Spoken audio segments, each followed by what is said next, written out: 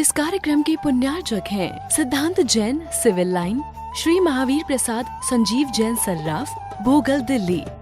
दीपक Shweta Samyak Jain, Mayur Vihar 2, Delhi. Shrimati Shrimala Narendra Bahadur Jain, green park, Delhi. गुप्तदान BD state, Delhi.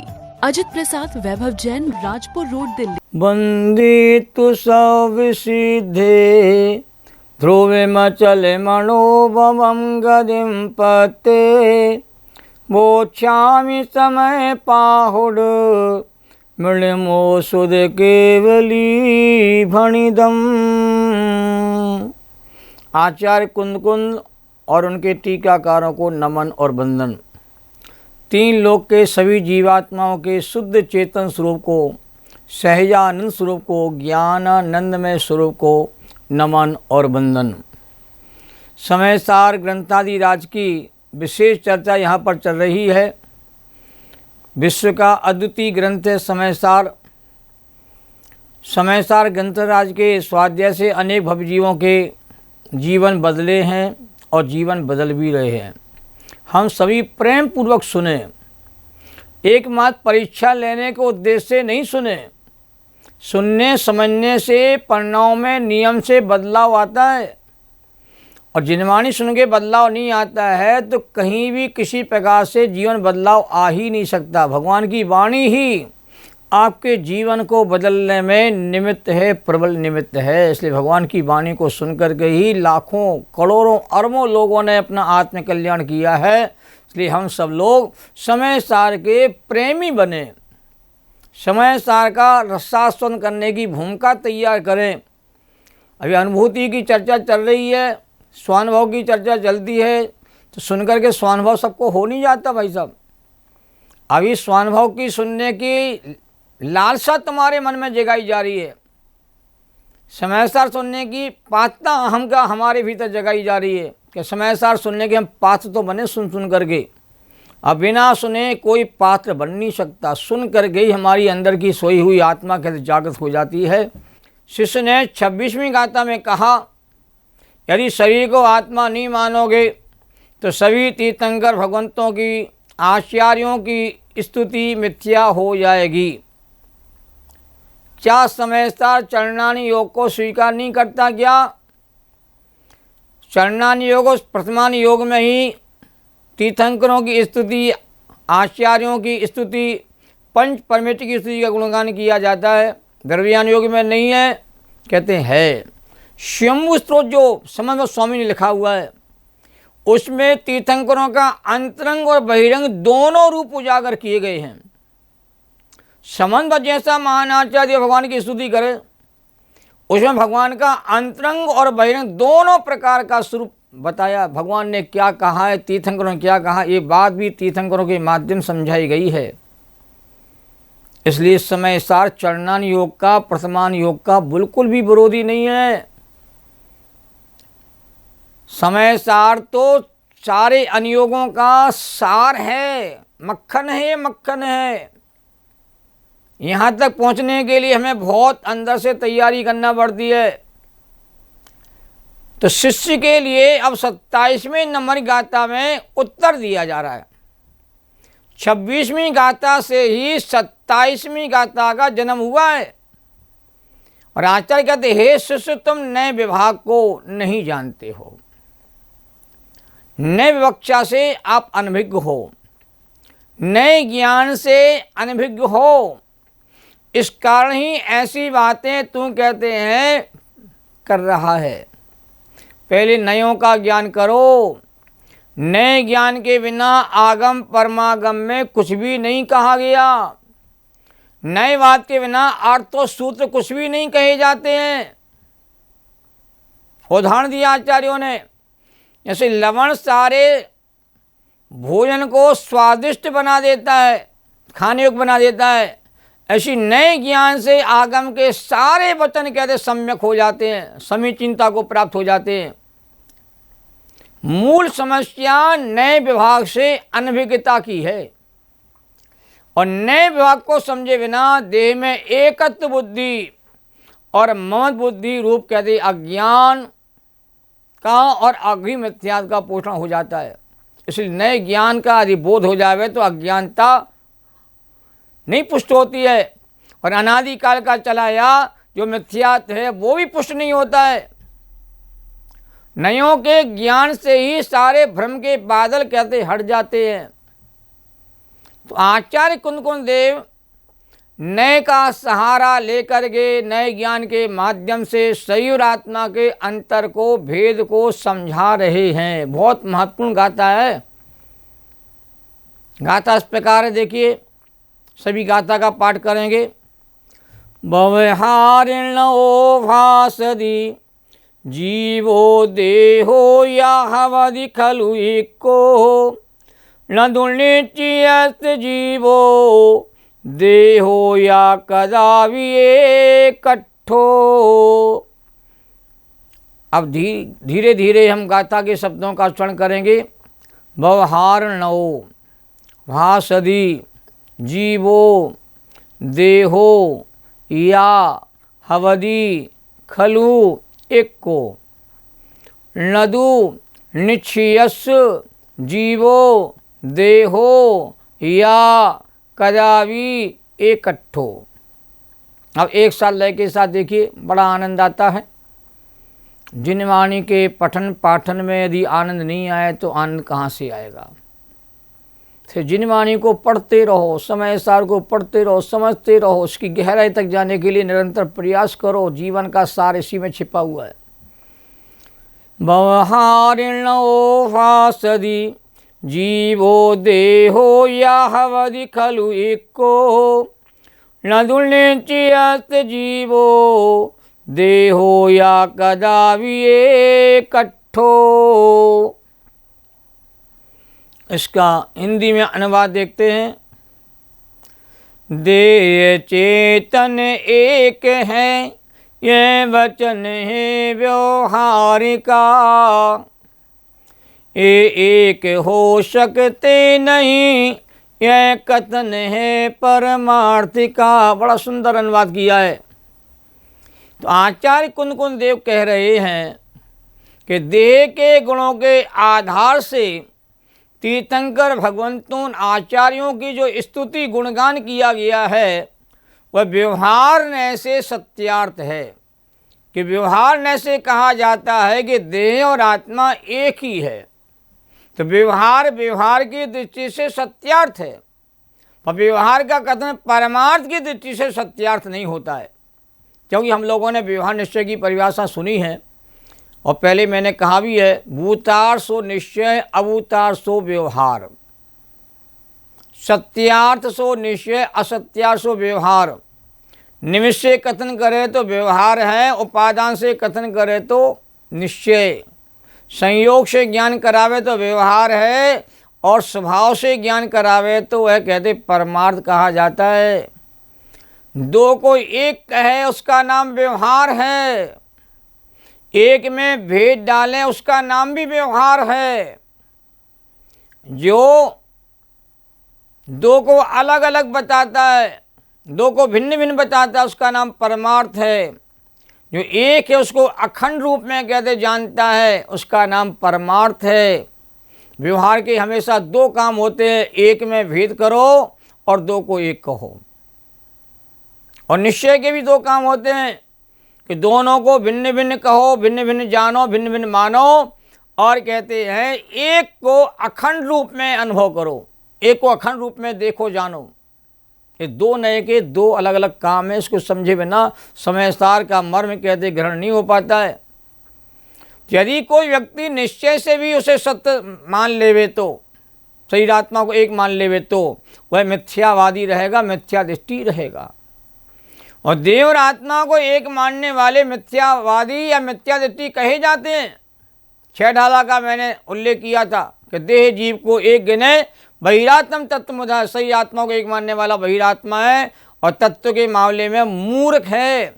देह और जीव को एक कहने वाला मूर्ख नहीं है, देह और जीव को एक मानने वाला मूर्ख कहा जा रहा है, बहिरात्मा कहा जा रहा है। जो आत्मा को बाहर में देखता है उसका नाम बहिरात्मा है, जो आत्मा को शरीर में देखता है उसका नाम बहिरात्मा है। अब टीकाकार अमरचंद देव कहते हैं बड़ी महत्वपूर्ण बात कि जिस प्रकार लोक में सोने और चांदी को गला करके एक कर देने से वह एक पिंड का व्यवहार होता है, सोना चांदी दोनों को मिला दो तो एक पिंड बन जाता है, एक पिंड का व्यवहार होता है। उसी प्रकार आत्मा और शरीर की एक क्षेत्र में एक साथ रहने की अवस्था होने से एक पने का यहाँ व्यवहार होता है, क्योंकि दोनों एक क्षेत्र में रहते हैं। यदि एक क्षेत्र में नहीं रहते तो दुनिया को शरीर में आत्मा के होने का भ्रम ही पैदा नहीं होता। और दोनों को एक कहा जा रहा है, व्यवहार नए से ही कहा जा रहा है, व्यवहार से कहा जा रहा है। पर परमार्थ से कहते हैं दो एक नहीं हो सकते, दो एक कभी हुए नहीं हैं, और दो एक कहते कभी अनंत काल तक होंगे नहीं। अब परमार्थ की बात तो सदा काल कहते सच ही रहती है, व्यवहार की बात कहते हैं तात्कालिक होने से बदलती रहती है। जब तक आत्मा शरीर में रह रहा है तब तक शरीर को आत्मा कह सकते हो, और जब शरीर से रहित आत्मा हो जाता है, सिद्ध अवस्था को प्राप्त हो जाता है, पर शरीर को आत्मा कैसे कहोगे? वहाँ तो एक ही तत्व प्रकट होगा, आत्म तत्व प्रकट हो गया है, अशरीरी आत्मा हो गया है। क्यों? निश्चय से तो पीले स्वभाव वाला सोना है, और सफ़ेद कहते हैं दिखाई देने वाली चांदी है। और सोना कभी कहते चांदी नहीं हो सकता, और चांदी कभी कहते हैं सोने के साथ मिलकर के कहते हैं वो सोना नहीं हो सकती है। तो दोनों में अत्यंत भिन्नता है, सोना और चांदी में। भले दोनों मिलकर के एक जैसे दिखाई दे रहे हों, एक साथ रहते हों, फिर भी कहते हैं वो सब कहते हैं अपने अपने स्वभाव से जुदे जुदे रहते, भिन्न भिन्न रहते हैं। अत्यंत भिन्नता है सोना चांदी में। यदि सोने को चांदी मिलाने से और चांदी सोना बन जाए तो बहुत बढ़िया सस्ता सौदा था, और चांदी सोने के साथ मिल जाए तो चांदी तो चांदी हो जाएगी भैया। पर मिल तो जाते हैं, मेल मिलाप तो हो जाता है, पर दोनों कभी एक नहीं होते हैं। ये परमार्थ की बात कहते हमें कभी भूलना नहीं चाहिए।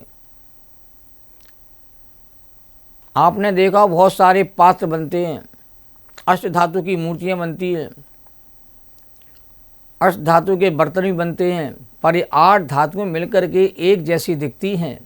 पर देखा जाए 8 धातुएं अलग अलग हैं। यदि इनको गला दिया जावे तो कोई धातु कभी भी किसी रूप में तो हुई नहीं ना, अपने रूप में रहती है। अपना रूप कहते स्वरूप कोई द्रव्य कहते कभी छोड़ता नहीं है। ये भेद विज्ञान करना बहुत जरूरी है। पृथकता का बोध होना चाहिए, विभाव भाव से विपरीताभास होना चाहिए, और पर से पृथकता का आभास होना चाहिए, और अपने स्वभाव की सामर्थ्य का बोध होना चाहिए। यदि हमने 3 काम कर रखे कि स्वभाव की सामर्थ्य का बोध हो जाए, और पर से पृथकता का बोध हो जावे, और विकारी भावों से विपरीतता का आभास हो जावे, तो नियम से जीव आत्मा की अनुभूति का पात्र बन जाता है। अतः व्यवहार से ही शरीर के स्पंद से आत्मा का स्पंद होता है, निश्चय से नहीं होता। तो आचार्य देव ने अज्ञानी की बात को भी कहते सुना और उसे समझाया भी है, और नए विभाग के द्वारा उसका समाधान भी कहते कर दिया है। तो व्यवहार से आप कह सकते हो शरीर को आत्मा, पर निश्चय से नहीं कह सकते हो। नए विभाग जानते हो तो कोई विरोधी नहीं आता। नए विभाग तो कहते सारे विरोधों का शमन कर देता है। तो आचार्य अमरचंद देव ने पुरुषार्थ सिद्धि उपाय ग्रंथ में बहुत महत्वपूर्ण श्लोक 6वें नंबर में कहा है, जो केवल व्यवहार को जानता है और परमार्थ को नहीं जानता है, वह तीर्थंकरों की देशना सुनने का पात्र भी नहीं है। व्यवहार में केवल मवेति तस्य देशना नास्ति। अब उद्देश्य बोधनार्थम, अज्ञानी को बोध करने के लिए अभूतात् व्यवहार का कथन किया जाता है। पर जो केवल व्यवहार को मानता है, व्यवहार को ही समझता है, परमात्मा को नहीं जानता, नहीं पहचानता है, ऐसा व्यक्ति जिनवाणी सुनने का पात्र भी नहीं कहा है। ऐसे मोही को, मूढ़ जीव को, जो पर को अपना मानता, शरीर आदि को आत्मा मानता है, वो देशना सुनने का कहते पात्र भी नहीं है, सुपात्र भी नहीं है। ऐसा हमारे अमरचंद स्वामी ने कहते गजब की बात कहते हैं कि कहिए से व्यवहार का ज्ञान करो, निश्चय का भी ज्ञान करो, पर निश्चय व्यवहार दोनों का ज्ञान करके हम सबको क्या करना चाहिए कि परमार्थ का श्रद्धान करना चाहिए और व्यवहार का ज्ञान करना चाहिए। व्यवहार जाना हुआ प्रयोजनमान है और परमार्थ कहते जाना हुआ प्रयोजनमान तो है ही, पर वह परमार्थ कहते हैं आत्मा का श्रद्धान करने योग्य है। मोक्ष मार्ग प्रकाशक में लिखा है व्यवहार नैसोद्रव्य को, परद्रव्य को, उनके भावों को, कारण कार्यादक को किसी को किसी मिला करके कथन करता है। तो मिलावट वाला कथन जो है हमेशा व्यवहार नय के द्वारा होता है। परमार्थ कहते किसी को किसी में नहीं मिलाता। परमार्थ तो कहते हर वस्तु को अलग अलग कर देगा, भिन्न भिन्न कर देगा लक्षण भेद से, कि सबके लक्षण अलग अलग हैं। जब लक्षण अलग अलग हैं तो मिलकर के वो एक पदार्थ कैसे हो सकते हैं।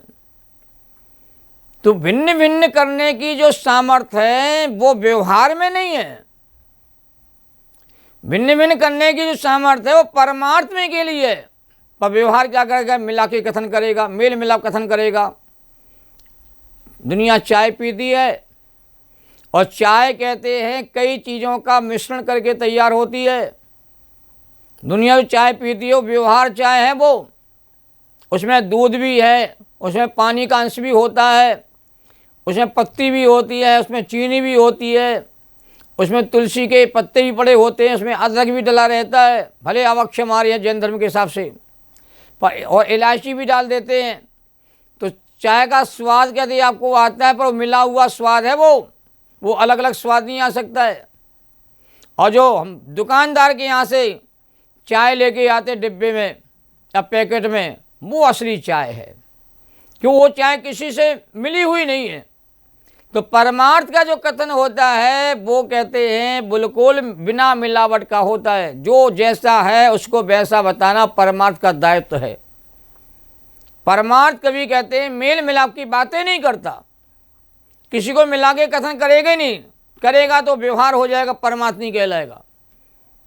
और व्यवहार वह कहलाता है जो कहते हैं मिला के ही कहेगा भैया ये हमारे सगे संबंधी है, मिलने जुलने वाले हैं, ये हमारे साथ रहते हैं, हम इनका साथ निभाते हैं, ये हमारा साथ निभाते हैं। ये मेल मिलाप की सारी दुनिया में जो बातें होती हैं व्यवहार से होती हैं। परमार्थ में तो कोई किसी का है ही नहीं, सब जुदे जुदे हैं, सब जुदे जुदे रहते हैं। अब दोनों नए में से किसकी बात मानना है ये आपको निर्णय करना होगा। जानना तो आपको दोनों नए उससे वस्तु का स्वरूप है। बाहर से ज्ञान होगा, व्यवहार से होगा, अंदर का ज्ञान कैसे परमार्थ से होगा। दोनों को जान करके हम क्या करें। तो जहाँ निश्चय न से कथन आया हो वस्तु का स्वरूप ऐसा ही है, ऐसा ही श्रद्धान करना चाहिए।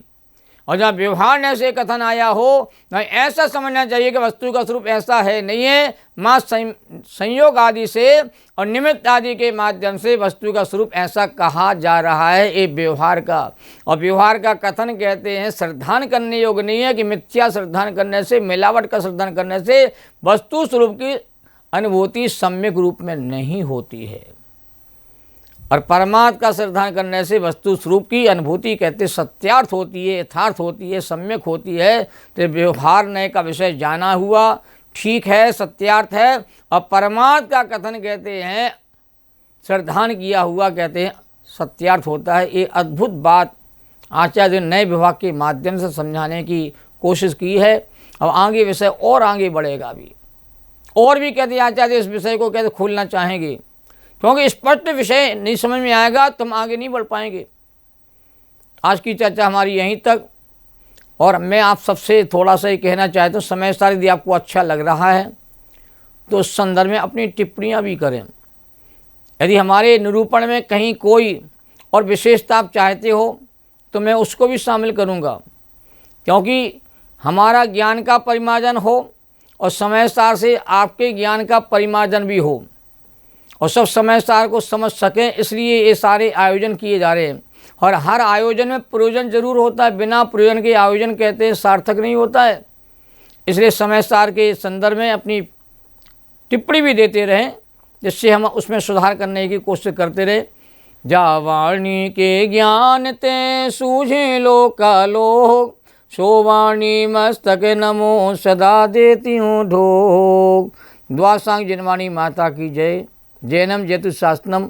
सभी साधर्मी जनों को सादर जय जैन। इस कार्यक्रम के पुण्यार्जक थे गुप्तदान विश्वास नगर दिल्ली, विकास स्वाति जैन ग्रेटर कैलाश 3 दिल्ली, स्वर्गीय उमा जैन की स्मृति में doctor VP Jain America, Savita Sagar Jain Rishabh Vihar, गुप्तदान प्रीत विहार दिल्ली, इंजीनियर अनिल जैन अर्चित जैन श्याम एनक्लेव दिल्ली, श्रीमती मंजू विनोद जैन गुड़गांव।